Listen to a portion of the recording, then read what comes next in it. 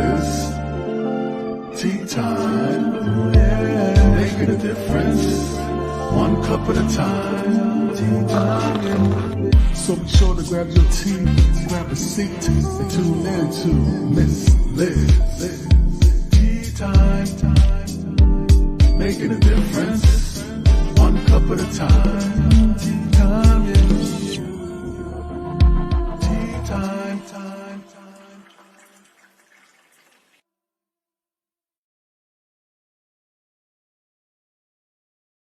Well, welcome to Tea Time. Miss Liz is back, and that's right. It is Thursday, and I have an incredible guest here. I was on his show a couple months ago, and now he's on my show. That's what we do. We flip and we make incredible tea and pancakes together.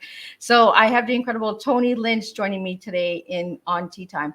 But before we get all that going, we're gonna get you over to Miss Liz's YouTube channel. Subscribe, ring that little doorbell, and you'll be notified when all these tea times go live, and you can watch them at any pace, anytime, anywhere that you'd like to. And then we're going to get the disclaimer going. We're going to get the bio. We're going to get Tony in here. We're going to spill a strong tea on tough, equipped, and adequate. I got it right. I had trouble with that word. I was practicing all afternoon with that word, but I got it. And we're going to serve a different type of tea in this house. That's why we do not serve a beverage. So you do not have to drink tea. You can have coffee. You can have a glass of wine. You can have whatever you're comfortable drinking. So let's get started. Disclaimer for Miss Liz's Tea Time live show. Miss Liz and myself is going live using StreamYard. Before leaving a comment, please grant StreamYard permission to see your name at StreamYard.com. Please be advised that the content brought forward for any Tea Time show hosted by myself, Miss Liz, is always brought forward in good faith. However, may bring forward dialogues and opinions that are not representative of my platform. The facts and information are perceived to be accurate at the giving time of airing. All Tea Time guests and audience participants are responsible for using their good judgment in taking any action that may relate to the discussion. The content brought forward may include discussions for some where they may be emotionally at risk. It is significant to know that the show is engaging in discussions, forums only to offer and inspire awareness and connection, and is not providing therapeutical advice. If you have any questions about the disclaimer or the panelist discussion, you may freely contact me, Miss Liz, through my email at bookingmissliz@gmail.com. Moving forward, should you choose to voluntarily participate in today's show in any aspect, I myself, Miss Liz, welcomes you. And should you decide that the show is not made for you at this time, I respect those wishes and will see you at a later show at a later date and time. Now, a little bit on my guest. Well, my guest is a friend. He's not just a guest. He's a friend, and he's family. So Tony Lynch is the founder of the nonprofit Memories of Us Limited, Grief Support for Men, and the Global Grief Network. Host of the podcast, Grief Let's Talk About It podcast, and the #1 international bestseller author, My Journey into the Grief World, started when he lost his son from unknown causes, followed by his mother 2 years later, which eventually, through some really bad choices, led him to lose everything for the 18th time in his life. He fell into a dark place. Eventually, he began to plan out his suicide, in which he was almost successful. But as they say, that was his aha moment. That's where he started to understand the process of grief, just from a different perspective, from a man's perspective. And since then, he has followed a path of creating space for men like himself to be supported, and began to process and understand his grief. So let me get Tony in here and let's spill some tea. Welcome, Tony. Hello, my friend. How you doing? I am doing good, and yourself? I am doing well. Thank you for having me on your show today. Excited. It is a pleasure. So, Tony, I'm going to take you back to when you were a little guy. So who was Tony as a little guy, and who's Tony now? Tony as a little guy, I was like a little artist, right? I loved drawing, right? I taught myself how to draw when I was around 3 or 4 years old. I think I made the distinguish between stick people and real people. And if my mother was around, she'll tell you that ever since I made that that distinction, I began to teach myself how to draw people, right? So I would remember things as a young child, and I would sit down and I would draw them. Cartoons. I loved He-Man and G.I. Joe and Transformers, and I always loved drawing them. And my little sister, She loved My Little Pony, so I used to draw her comic books for her, and I love riding bikes with my friends, um, just typical kid stuff. And at the age of 6, my life changed, and I had lost my innocence, which changed everything. Although I'm still my mother's son, I I had another side to me that that had started coming out, and I guess that's where my life really started to take a turn into a really dark segment. On one side, it was like Dr. Jekyll, Mr. Hyde. On one side, I'm my mama's son. I'm a straight A student in school. Um, on the other side, I was different. I had an understanding of the world at the age of 6 that there was people that was capable of doing really bad things to people. So in the same sense, I'm still trying to live a normal kid life, but I'm very cautious about how I move. I became very protective of myself and my younger sister, and it was just something that I just never talked about, but I've always carried it with me. So, Tony, did your family ever know what happened to you when you were 6?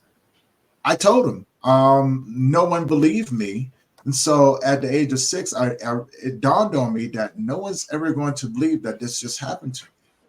So now on the other side of that, I can now use it to my advantage. Because since no one believed that it happened to me, well, that meant that I can do something about it. And either one or two things are going to happen. Either the person that's doing it to me, when I do this to him, he's either going to have to reveal what he did to me. Yeah. It's going to turn out bad for him. Or he's going to have to keep it a secret and have to heal. So he chose not to say anything, but he also stopped. He never messed with me after that again. So, And Tony, do you believe that nobody believed you because you were a man? yeah, and that's what it was. I was actually told, boy, no, nobody does that to young boys. You need to look out for your sister, right? You need to make sure that don't nobody do that to your sister. Don't be coming in here lying. And I was like, okay, all right. Well, I'm telling you what he just did to me, right? Even my father, no one ever believed that people were capable of doing that to young boys, right? It was like the neighborhood secret. Everybody knows about the guy, but no one's going to do anything. So when you say anything, it has to be hush hush. We don't talk about the child molester in the neighborhood, Yeah. right? And that's what it made me feel like. But again, there's ways that you can look at that, and in the way that I did, and go, okay, you don't have to believe me. You don't have to believe me, but I'm definitely going to use it to my advantage. So I did. When he tried it the last time, I put a knife in his stomach, Oh, and I told him, I said, "Go ahead, scream. Go ahead, please." Because then when you scream, you're gonna have to explain why I'm up here with no clothes on at the age of 6 years old, and why your pants are down, and why you have a knife in your stomach. Or you can leave me alone. You never touch me again. You just have to deal with that, because you can't go to the hospital, because you're going to have to tell them that I did it. And when you tell them that I did it, well, I'm going to tell them what you did to me. yeah. So he never messed with me after that again. But it did change me. It definitely changed me. I vowed to never let anyone ever hurt me again, and or my sister. And I stayed true to that. No one ever hurt me ever again. But it did turn me into something. If I thought that you was going to try to hurt me, it made me devious. I was going to get you before you got me. Yeah, and that's what we talked about when I was on your show, right? Is that flight or fight, you Right. know? And I had no fear. I mean, when you've been thrown into a world of where you can see people that are capable of doing bad things, you're going to have to learn how to survive. Because now, when the people that you trust that look just like you are capable of doing these things to you, well, you're going to have to learn how to maneuver in that world. And sometimes you're going to have to make decisions that you may not like, but they're necessary in order for you to survive. So I chose to survive the best way I knew how. And I got really good at it. So as far as fight or flight, the flight in me was not there anymore. I just refused to run, and I figured if I stood up and fought, I can make people leave me alone. Yeah. I can build a reputation. People go, oh no, that dude, hey, that little dude will fight you. That little dude's crazy. You better be careful. He'll beat you with a brick. He'll hit you with a baseball bat or something like that. I was that kid. Yeah, I'll just hit me if you want to, and you was bigger than me. My mom always told me if you can't beat him, you better pick up something and hit him upside the head. So I did. But you right upside the head with a brick and keep it moving. Well, we talked about that when I was on the show, right? I'm going to get you before you get me. I'm gonna get you before you get me, right? Because you got to remember when you're that tall, right? When you're that small and everything, and everybody in your world is bigger than you. What do you expect? How do you approach that situation? Yeah. You have to learn how to protect yourself, or you're going to be a victim. And I'm not much on playing the victim. I'm not. So I learned how to fight. Luckily, my mother, she was a good fighter. So she taught me how to be tough. She nurtured me and raised me the best way she knew how. So I am very appreciative of those things. But there was damage done. There was definitely damage done, because you got to remember, when parents are raising children, there's no blueprint, and sometimes the oldest one is the one you experiment with the most. Yeah. And plus I'm a young boy, so in the eyes of your parents, I got to be harder on him, right? Yeah. And I'm a child, so needless to say, I got my butt whipped a lot. But we grew up in that time, right? Where Right, it was you go get your whip, and you want to make oh sure yeah, you got to you go want to pick your make sure switch that off the it doesn't tree. hurt, right? You're like, oh, is that going to hurt me? Yeah, you got to go pick your switch off the tree. Like, no, I don't want to pick the switch off my tree. What makes you think it? No. And and they played a cruel joke on you, right? So when they say, go over there and get the switch off the tree, you pick your own, you come back with the little small one. Well, what they forgot to tell you is that they already have one. Yeah. So why you gonna have me go over there and pick the switch that I want and you already have one? I feel like you set me up for failure. Yeah. Yeah, they always had one ready, and just in case you didn't pick a good one, right? They had that other one waiting for you. So, and for some odd reason, was yours braided too? oh yeah. Okay, so I know I wasn't the only one. But like, oh, where'd you get that one from? That's nothing like the one I picked. Yeah. Nothing at all, right? Yeah. So now. So Tony, I want to get into your tea. Your tea that you gave me was tough, equipped, and adequate. So why those 3 words for your tea, Tony? Well, tough. The life that I've lived was not for the weak of heart. The journey of becoming Tony, I had to equip myself in many, many ways. And in order to survive, but also to become the best version of myself. So, throughout your life, you have to equip yourself with certain things because of the different versions of yourself that you have to become. Yeah. Throughout the journey, throughout the process. And what was the last one? You gave me equipped. Well, equipped or adequate. Adequate. That's what it was. Adequate. So in this version of myself now, working with men, adequate, it seems appropriate because I am in a space where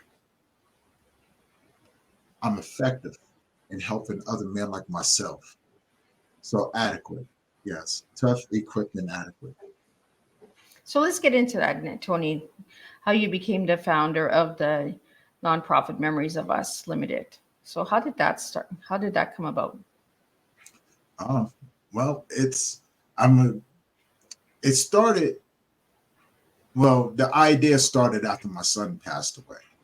My son passed away in 2016, um, June, June 16th is when he passed away of 2016. And as a father, I think that's where everything kind of started. And the doors began to open through a couple years of isolation, right? Because I didn't I didn't know what was going on. My world had changed. I had this whole complete idea that I was going to be with my son for the rest of my life, right? To raise him, and then get him prepared to be out into the world. And when he passed away, all of those things were gone. All my hopes and dreams of being a good father and wanting to see how my son turned out, things like that. Those things were gone. Then shortly after that, my mother passed away 2 years after that, on July 25th of 2018, on my grandmother's birthday. And then from there, the reality of my life, I'm an orphan in this world.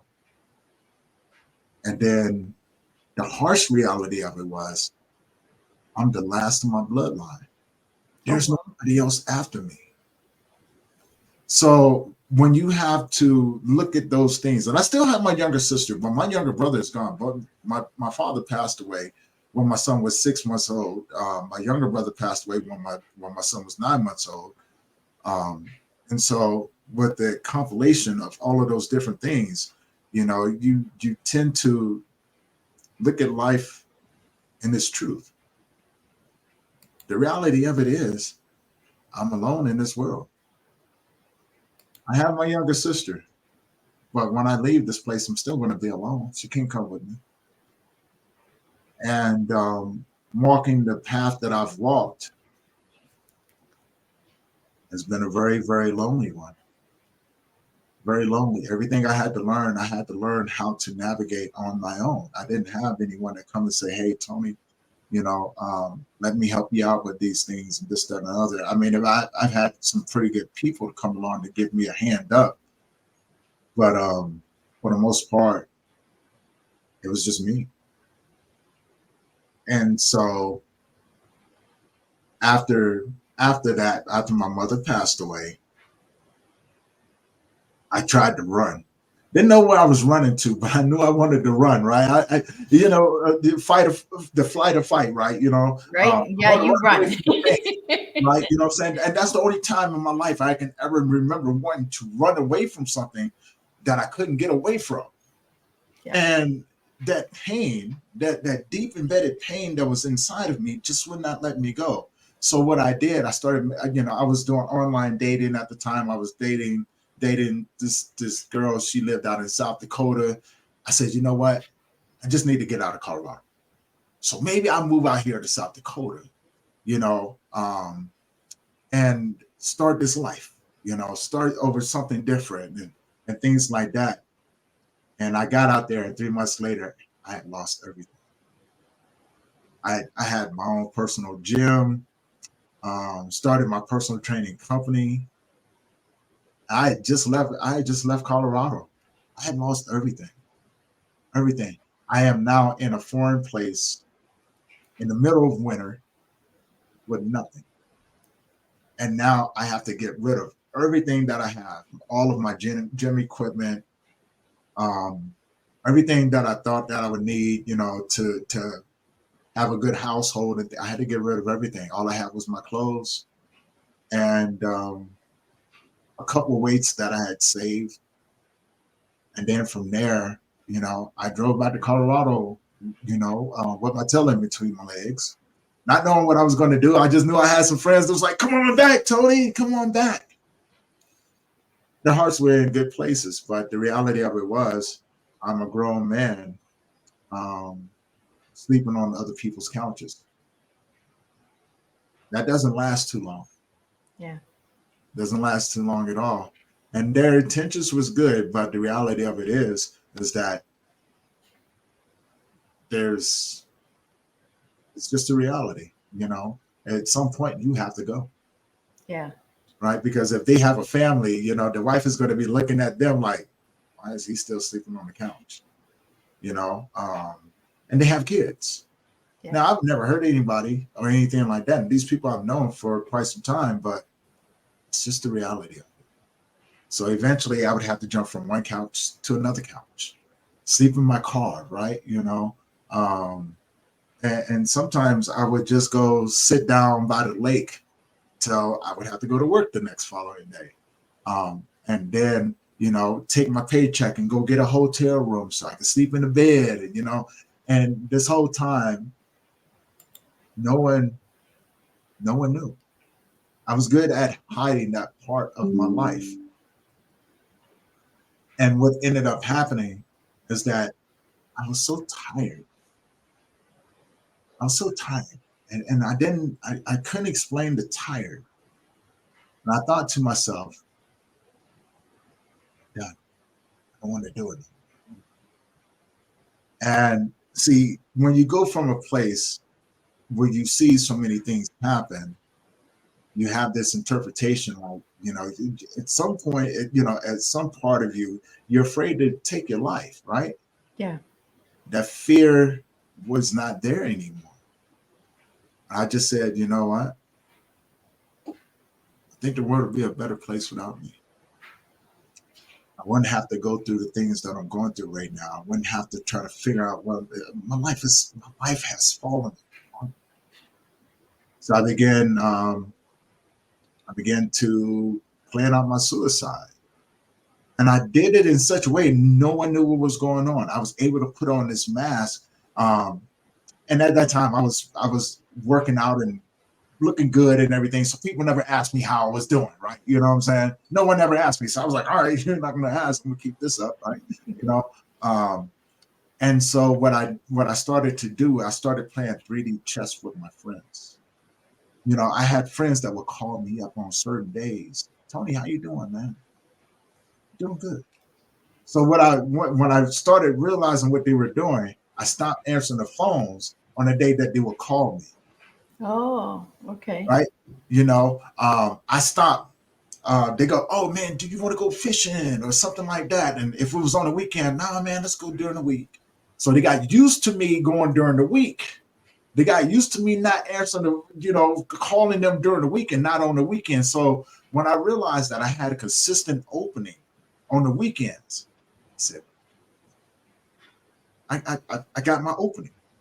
So I had told myself I had packed up a few clothes, went to work, and I had my bag in the back of the car. People's like, "Oh man, we're gonna see you Monday," and this, yeah. And I took off, headed up to Utah, and I drove up there, got myself a hotel room that night.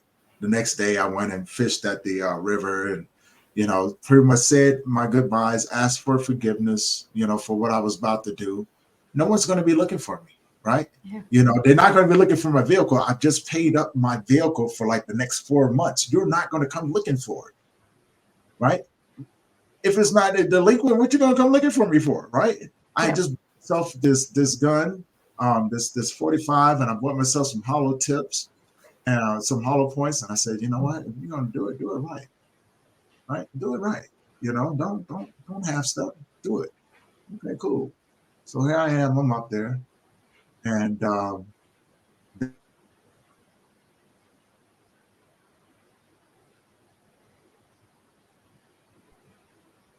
was going, yeah. Please forgive me for what I'm about to do, but I can't do it no more. Mom, grandma, dad, brother, son, hold a place for me, because I'm coming to come see you soon. Sunday night, checked out at a hotel. I went over, drove out to the middle of the Moab Desert. There's nothing out there. It's just me, the mountains, and the night sky. And I just sat there for a minute. And I remember 2 seconds away from pulling the trigger, and this voice had called out to me. Now, although I had made this decision, the last thing that I wanted to do was do it in front of anyone and scar them. Yeah. Right? Plus, no one knew where I was. What do you follow me for, right? No, you're home somewhere, right? And when that happened, like clear as day, Liz, like we're talking right now, clear as day, Tony, scream. I was like, ooh. I took the gun and I threw it in the front part of the vehicle, and I sat there for a minute, hiding in between the door and the front seat of the car, looking around. And I was like, so who's out here with me? And it got quiet. So I reached in and turned on the lights to the vehicle, and there's nothing else out there. So I jump up and I'm looking around. I didn't see no cars come up back here, and I'm the only one out here. Right, that should have been my first indication, but it wasn't. I was like, somebody followed me. So I'm looking around, and it's still nothing out there. In that moment, I sat back down. I said, you know what? It's my mind playing tricks on me. I'm finished. I'm gonna finish this. And the voice said, "Hey, psst, no, let me talk to you for a second. Just clear some talking to you, Liz." Wow. For a second. I was like, what do you mean? Who are you? That doesn't matter. Let me show you something about your life. And in that moment, I started having a conversation with this voice. Like, you don't want to have a conversation with me. I'm a nobody. No one's going to care. Just let me go. Yeah. I said, no. I said, look, I get it. Whatever, right? But what do you want out of me? And the voice said, got something for you. And it proceeded to say, let's read the book of Tony. And I began to read this book of Tony out of my whole entire life. And I wanted to be the victim so bad to justify what I was about ready to do. What about this time when I was 6 years old? Yeah. Had you not gone through that, you wouldn't be able to help the people that you come across to. Well, what about the 18 times I've been homeless out of my life? What about the 24 years I spent in the gangs? What about the 5 years I did in prison for a crime I never committed? What about all the friends that I've lost along the way? What about the people who tried to kill me? What about the the women who hurt me, who tried to hurt me and things like that? Yeah, I know. Yeah. But had you not gone through this, you wouldn't be who you are right now. Well, I'm a nobody. Yeah, but no, you're not. And I couldn't justify it anymore. And because everything that I found on me, right, and said, no.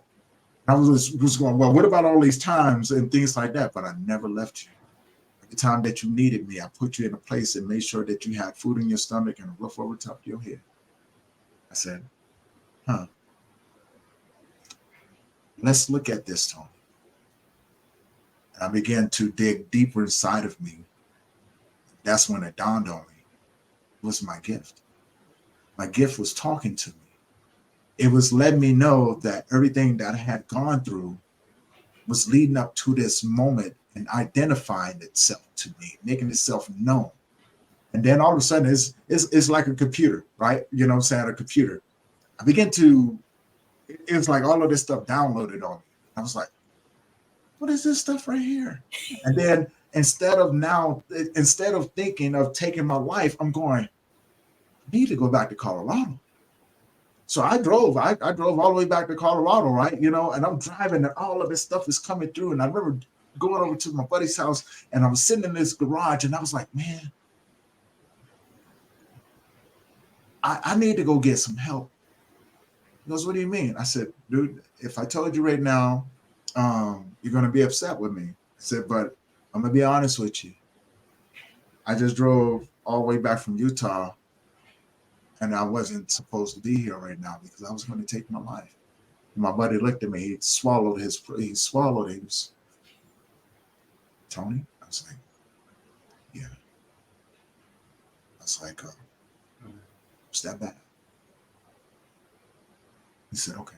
What do you want to do? I said, I need to go find some help because I don't know what this thing is, right? Yeah. But I need to go find some help. And I went out and I was looking for support groups, and I found variety of support groups, right? None of them geared towards men. They had, there was some that was like, oh, for parents and children, and then for women and children and things like that. So I would go to the one where I think that men would show up, and I'd go there and I'm like, there's no men in these groups. Yeah, where are they all hiding? Yeah, where the men at? Right? I'm in a room full of women, and then and they looking at me like, "What do you mean? I'm not talking to you. Not doing it." It dawned on me, and I would leave, and something said, "Do you get it now?" Yeah, there's no men in those groups. I'm not There's nobody in. Right? And they said, "No. Do you see the other side of it?" I go, "Yeah. There's no men in the groups. You don't see it just yet. Let's go to this other group." I go to that other group. Same thing. There's no men. I walked out of that group. I said, I see it now. I get it. What do you get? There's no men in the groups because men aren't going to talk around women. Why? Then it dawned on me again, because we're providers and protectors. And that began that journey of understanding. And I said, you know what? I went back to my buddy's house, and we were sitting around. I was pacing around his garage, and I'm like, I couldn't let this thing go, right? And I told my buddy, I said, you know what? I'm going to start a nonprofit. He goes, oh, yeah, what are you going to do? I said, I'm going to start a nonprofit to help men like myself. Then I argued with myself for the better part of 9 months after that. I was like, I'm not doing it, not doing it. And the voice just wouldn't let me go. Tony, do it. And I was like, And my heart wouldn't let it go. It became this pull. I was like, no. It was like smacking it. Get off me. Get go somewhere. Right? And that's what I'm going somewhere, right? But I couldn't let it go. I could not let it go. I didn't understand it. But I knew I couldn't let it go. And then I made the decision. I started making phone calls because I've never done anything like this before. I've never started a nonprofit. What do I know about doing stuff like this, right? So I made a phone call, and the guy asked me some questions. And I was like, well, I don't have any of those things, right? All I have is this idea. He goes, well, you call me back when you got a working nonprofit without a 501(c)(3). I stopped and I was like, hold on, let me get this straight. You want me to build a nonprofit without actually having a nonprofit? Is that what you're saying? He goes, yeah, that's pretty much what I'm saying. I said, okay. So I stopped and I was like, this man is out of his mind. This man is out of his mind. And then, I'm such an introvert, right? But I knew there was something about it. And I was like, when I told my buddy, I said, man, I need to, I'm going to do this. I just don't know how I'm going to do it. So now, granted, for the type of work that I was doing was trying to get into, there's no blueprint for it. There was no men's groups out there. There was no nonprofit, based around men that I could follow. Right. And I was like, well, how am I supposed to do this? Right.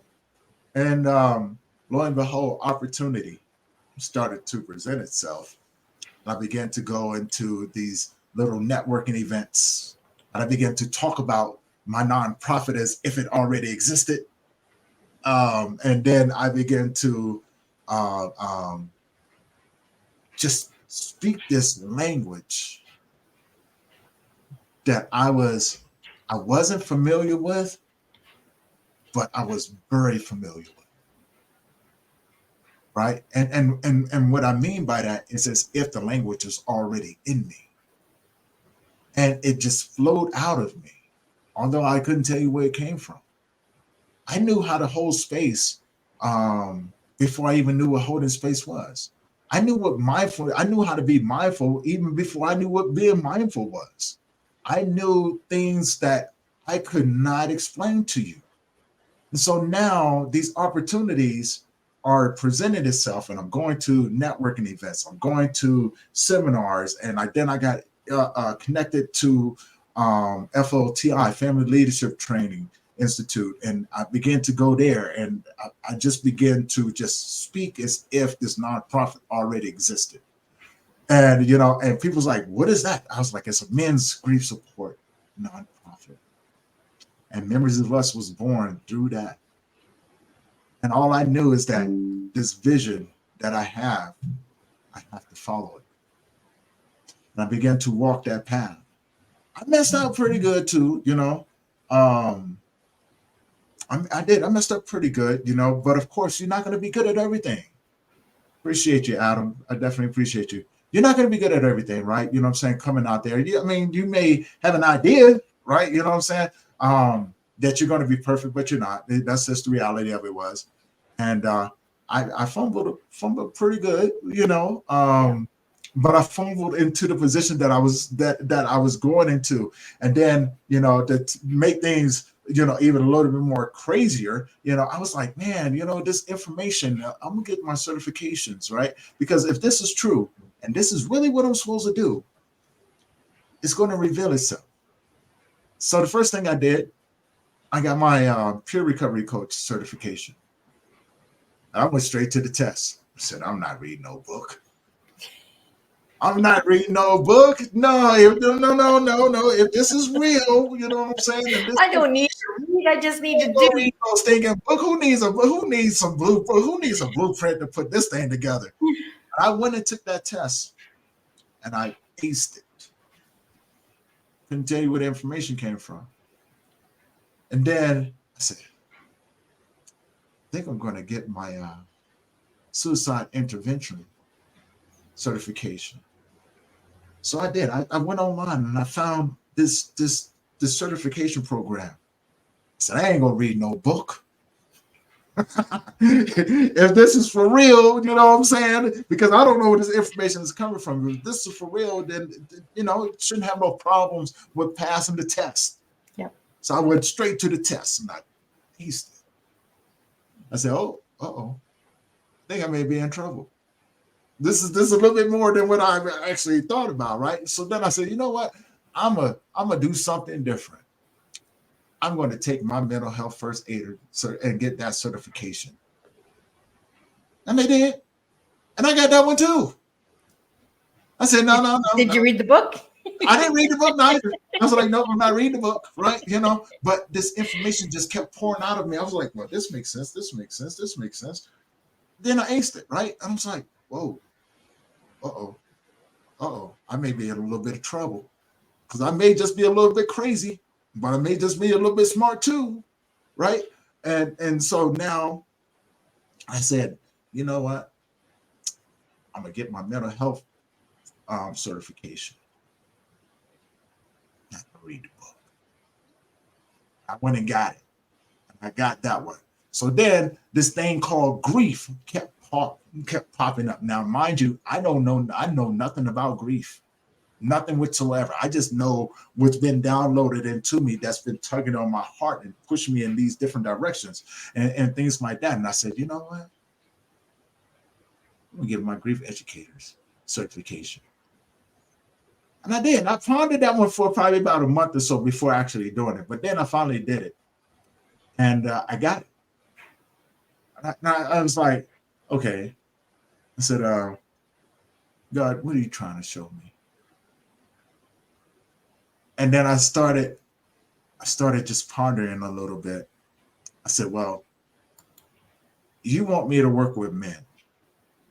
If they're anything like me, this is going to be impossible. So at the time I was going to church and people kept telling me, man, it's going to be hard. Tony, men don't talk. Tony, you may not be successful at this, but you may be successful at something else. So then I started talking to other people who had tried who had tried these things and failed, but had been redirected into their own path. I was looking, I was like, I don't know. So we have a question here, Tony, from Adam. It says, I have a question. What's the difference between mental health in youth when in school compared to mental health in youth in the football world? I would say that there's not too much of a difference when it comes down to mental health in schools and things like that. You have to look at the environment that they're in. They're in a learning environment, whereas one is more of a competitive environment. So, you know what I'm saying? The mental health, honestly, when it comes down to mental health in both of those, there's really not too much of a difference. It really isn't. One is a more competitive walk, and more is the stress of wanting to do good in school, right? You know what I'm saying? But unfortunately, these days in school, they've made it easier for kids to not have to compete for the grades. And when it comes, and that same scenario can be played out on the football field, basketball, any sort of sports environment. There's really no competitiveness in it. Everybody gets a trophy nowadays. So what ends up happening, you have to go to outside of that environment and look at the people that they're around. You have to ask the individual in the youth, especially if they've been bullied or they're coming from a household where the parents are abusive or alcoholics or drug addicts and things like that. So those things do play a factor in it.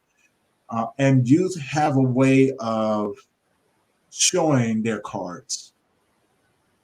And you, as an adult, have to be able to read the signs. But also, if you come from a place where you struggle with your own, look outside of yourself and ask yourself, is this familiar?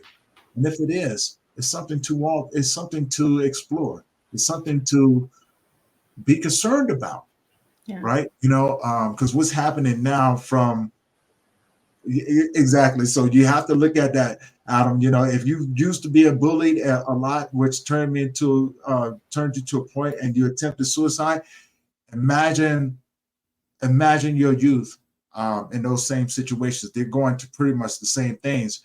You have to look at the points of where you got to that point and being able to look at it from the outside, looking in to the people that you're around.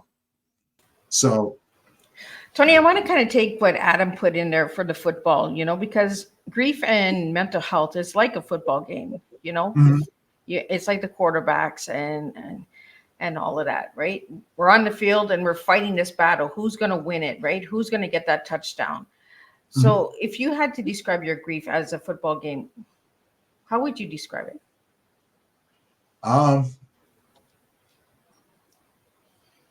My mental health was the quarterback. My trauma was the tight ends. My addiction to alcohol was my defensive lineman, right? So in the same sense, my grief was the running back. It was my sneak play, right? It was the one I never expected. Yeah. It's that one thing. And so what ended up happening is that my trauma and everything is trying to protect me from the things, to keep me from falling apart. Yeah. And what ended up happening is that my mental health said, hey, grief, here's the ball. Go up the middle. We got you. Yeah. Now, my grief went up the middle. And what ended up happening is that it unfolded everything else that was trying to protect me. And it left me wide open to run. I have a destination. I have this grief that's going down the field, spilling out everything that is me. There's no more hiding anymore. Eventually, the education that came along with it was my touchdown. And every play since then I've scored. See, I wanted to go into the football game with you because men would understand that, right? Men understand football. And, Yeah. sometimes we have to go down a different avenue in order to understand it. And, football is a good way of explaining it because you were able to all the different players, all the different uh, locations of where the players were. But you were Mhm. also a football player in your youth years. And that's why I wanted to go back to the football because Adam talked about the youths and football. So I wanted to go Mhm. back into that and understand what football means to you, Tony. Well, it wasn't football, it was martial arts. Oh, Yeah. So okay. Well, then I got the wrong Tony Lynch. no, it wasn't football. I mean, I did play football, but I mean, I wasn't the basketball player or the football player. I was martial arts, mixed martial arts, and boxing. So I can use it from a better analogy coming from that perspective, right? So, say for instance, and I'm gonna use this now this MMA analogy when I was fighting, and hopefully people can kind of follow along with that. Imagine being a fighter, in a ring, and the person that you're fighting, you can't see. You're throwing everything that you can, elbows, knees, headbutts, jujitsu, and everything. But every time you grab him, he's gone. Every time. You know what I'm saying? But every time you turn around, he's getting you too. This thing is whooping the crap out of you, right? Until you get to a point to where you're ready to tap. Ready to tap. You're telling the coach, throw in the towel, man. I'm battered, beaten, and bloody, and I'm not gonna win this one. And the coach says, hey man, wipe your head. You got a little bit more left in you. And you get up and you realize that the person that you're fighting is yourself. It's your inner child. It's everything that you've ever gone through in your whole entire life that's begging you to come back and pick it up and begin to heal. So if I would have to put it into an analogy, that would be the analogy I put it into. Sometimes you have to know when to slow down, and come up with a different game plan. You're not going to win every fight.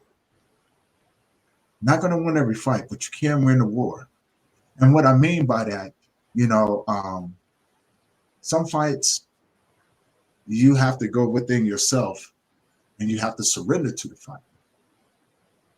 And what that means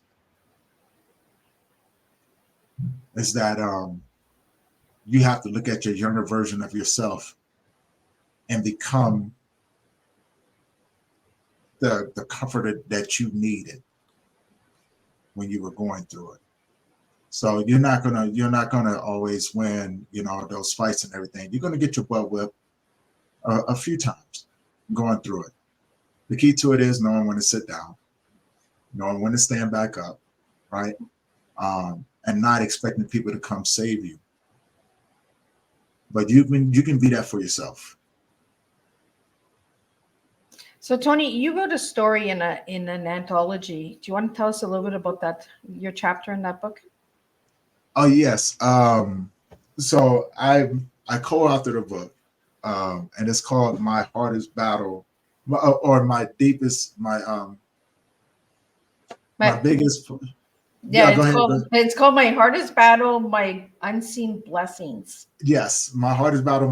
See, I wrote the doggone chapter, and I can't even remember it. But I have the book over here. It's the Relentless, Volume 1.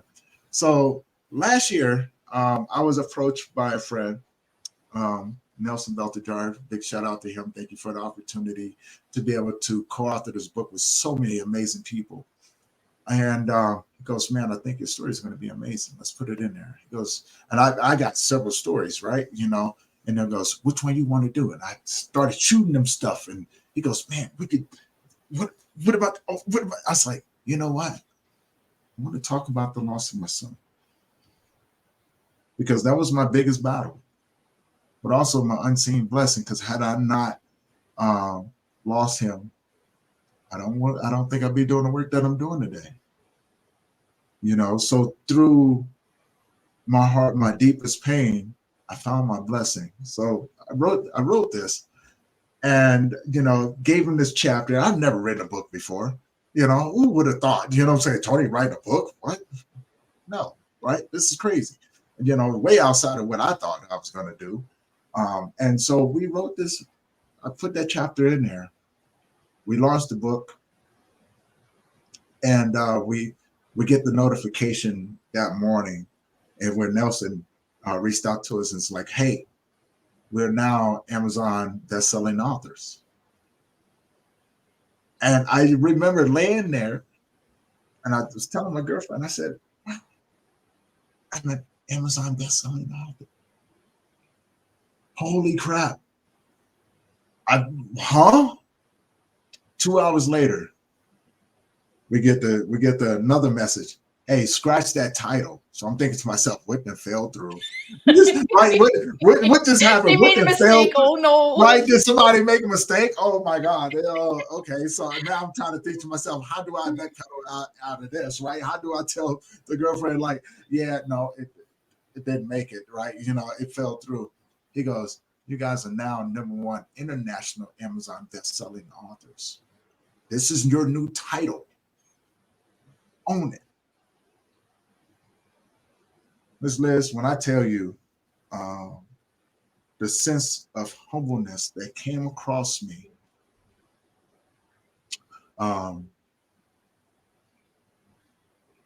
it was truly amazing. I mean, I'm just a nobody from Virginia. I'm just a little poor boy from Virginia that just wanted to do something to help some other people. That's all, right? I'm not, look, I just wanted to help other men like myself, and now I'm a #1 international Amazon best-selling author. Huh? I just wanted to have conversations to show people that they wasn't by themselves. That's why I started podcasting and things like that. Now I look at where I'm at right now, and I would say I didn't see this coming. I just wanted to live within my gift. I wanted to be a good servant, fulfill my contract with this world, right? I wanted to use what I had learned and help others. And here I am,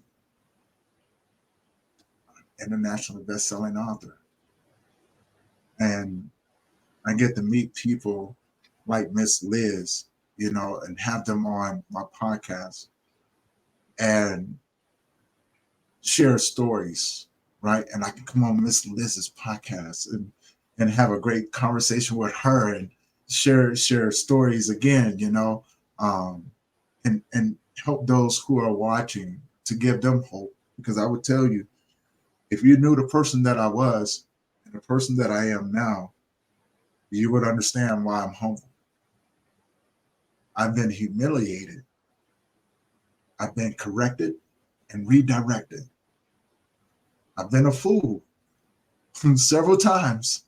I've had to hold myself accountable for a lot of things that most people wouldn't even look at, relationships. I had trust issues. I've been molested. I've had people that I thought that was friends try to kill me. I went to prison for 5 years for a crime I never committed. I've been homeless over 18 times out of my life. Like, when I say homeless, I mean strictly I've lost everything. I've lost almost all of my friends. I've lost my parents. I've lost my younger brother. I've lost my son. I have 2 girls that, if they was to tell you the story, it would tell you a story of me being a deadbeat dad. Couldn't deny that. Only thing I would say, if you knew my life, you would know why that I didn't want them around. They were a hell of a lot safer being where they were than being with me. I've had my ass whipped by life, not by people, but by life. I've had to climb out of some pretty crappy places. But I sit here in front of you, Miss Liz, in front of everybody else, and I would say, if I can do it, I know you can too. And So that's Tony, what it comes from. That's where the etiquette and the everything else.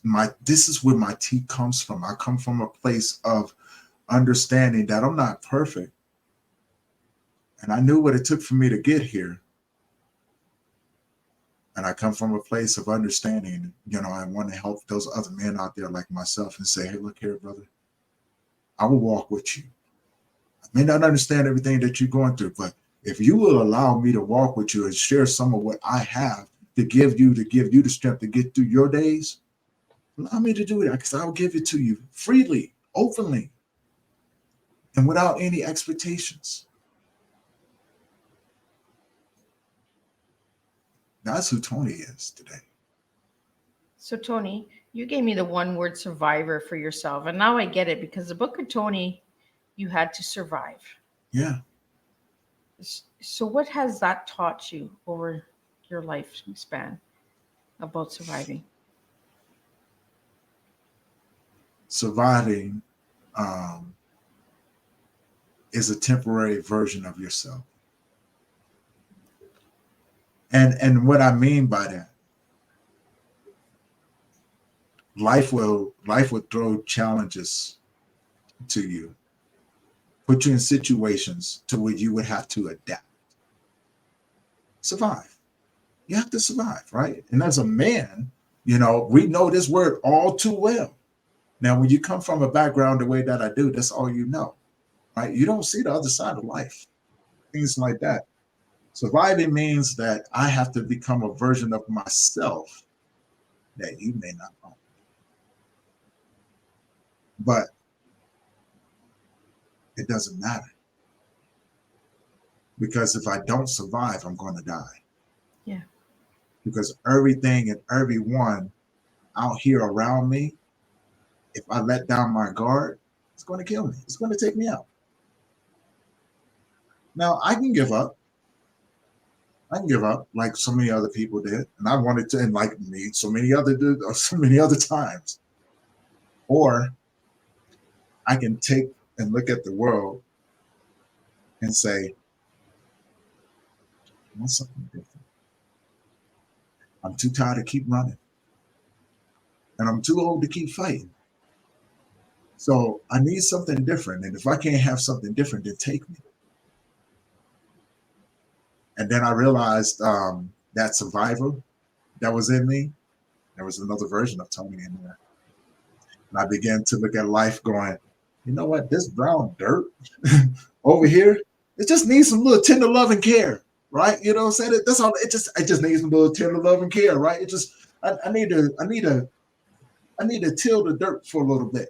I need to throw some fertilizer in there, maybe plant some grass seeds. See what I was doing? I was looking at the other people. I was looking at the Joneses with their well-cut yards and their green grass and all of those different things, but I wasn't looking at myself. So the survivor in myself was waiting to be born into the Tony that I am today. And that survivor began to go, there's no more need for this. Let's take some time. Let's breathe. Let's learn how to grow some grass, Tony. And what that meant was I became the version of me that you see now. So that I went from survivor to thriving in a world that I felt that was trying to kill me. And in many cases, it was. Now I just live. So Tony, what final message do you have for the men out there?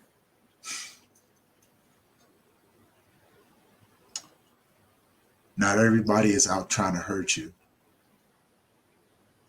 So if you could, in your journey of grief, begin to live life as if you're not afraid of being hurt, the right people will come along and will walk with you if you allow them to. Allow them to, because there's people like me that have walked that path before. I would love for you to invite me into your space, just so you have somebody there with you. And if not, reach out to me. I know some other people that will too. But not everybody's out to try to hurt you. So, Tony, if anybody wanted to reach you to be on your podcast, how could they reach you? They can email me, tolynch46@gmail.com, and just say, hey, possible podcast guest. We'll set up a time. I give you my calendar invite. You come on and we'll talk. Make sure that you're a good fit. And then when you come on, I would do my best to give you the best experience that you possibly have with a great conversation. And or they can go check it out and see how I do it. And the link that you have up there, thank you, Ms. Liz, for putting that up there. You can go there and check it out. And let me know what you think. Yeah, I think that's the best way for anybody to see what Tony does and how engaging Tony is as a podcast host. Go over to his YouTube channel, give it a quick subscribe. Support for support. We grow together. Yes. Tony, I really want to thank you for sitting and having tea with me today, because it was a pleasure. Thank you to all the listeners and supporters. Thank you, Adam, for joining in. Thank you, Lakita, for your presence. And thank you for just supporting Tea Time, because without the support, we could not do this. Again, Tony, thank you so much. I really had a good pleasure with having this conversation with you. We will be back at 7 p.m. with Skull Games, where we're going to bring some awareness to sex trafficking and catching predators, because that's what we do with Tea Time. We bring some real good, strong awareness to topics that need to be spoken about. So until then, I will see everybody at 7 p.m. Eastern Standard Time. Until then, keep sharing your tea and keep spreading the tea. Be yourself, and we can make a difference one cup of tea at a time. Thank you for having me on.